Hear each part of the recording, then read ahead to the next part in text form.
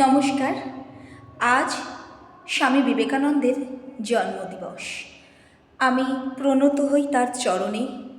স্বামী বিবেকানন্দ আমাদের পৃথিবীর সম্পদ।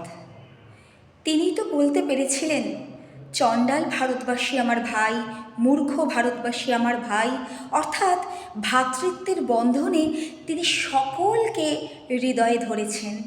কিন্তু দেখুন, বলতে অবাক লাগছে যে আমরা সেই স্বামীজির জন্মস্থান অর্থাৎ ভারতবর্ষে জন্মগ্রহণ করেও স্বামীজির সেই বাণীকে সম্যকভাবে বা পুরোপুরিভাবে জীবনে আজও লাগাতে পারলাম না।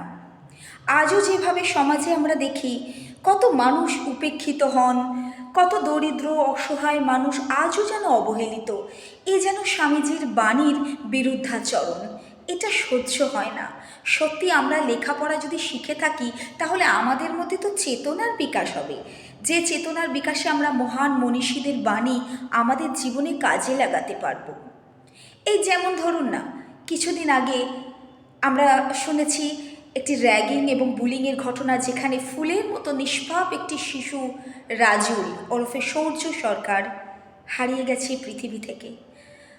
এর মতো মর্মান্তিক ঘটনা আজকের একবিংশ শতকে দাঁড়িয়ে ভাবতে পারছি না, জাস্ট ভাবতে পারছি না। তাই আমার মনে হয় আমরা স্বামীজির জন্মদিনে শুধুমাত্র তার ফটোতে মালা দিয়ে তাকে প্রণাম জানিয়ে এই রকমভাবে শ্রদ্ধা জ্ঞাপন না করে স্বামীজির যে বাণী, যে সর্বজীবের মধ্যেই শিব অবস্থান করে, সেটাকে কাজে লাগাই, সেই বাণীটার মর্মার্থটা আমাদের জীবনে উপলব্ধি করি। তবেই কিন্তু আমাদের সমাজ একদম পরিচ্ছন্ন স্বচ্ছ হয়ে উঠবে। আজকে রাজুলকে সবাই স্পেশাল চাইল্ড বলে, সবাই মানে আমি বলতে চাইছি তার কিছু সহপাঠী স্পেশাল চাইল্ড বলে তাকে হ্যাবলা ক্যাবলা বলতো, তাকে নানান রকম ব্যঙ্গ করত। এতটাই অবহেলার মধ্যে তাকে রেখেছিল যে বিষণ্ণতা এবং বিমর্ষতা তাকে গ্রাস করে ফেলল।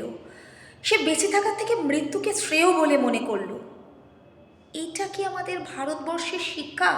এই ভারতবর্ষে আমরা আজকে জন্মে গর্ববোধ করি না। ভারতবর্ষ স্বর্গসম।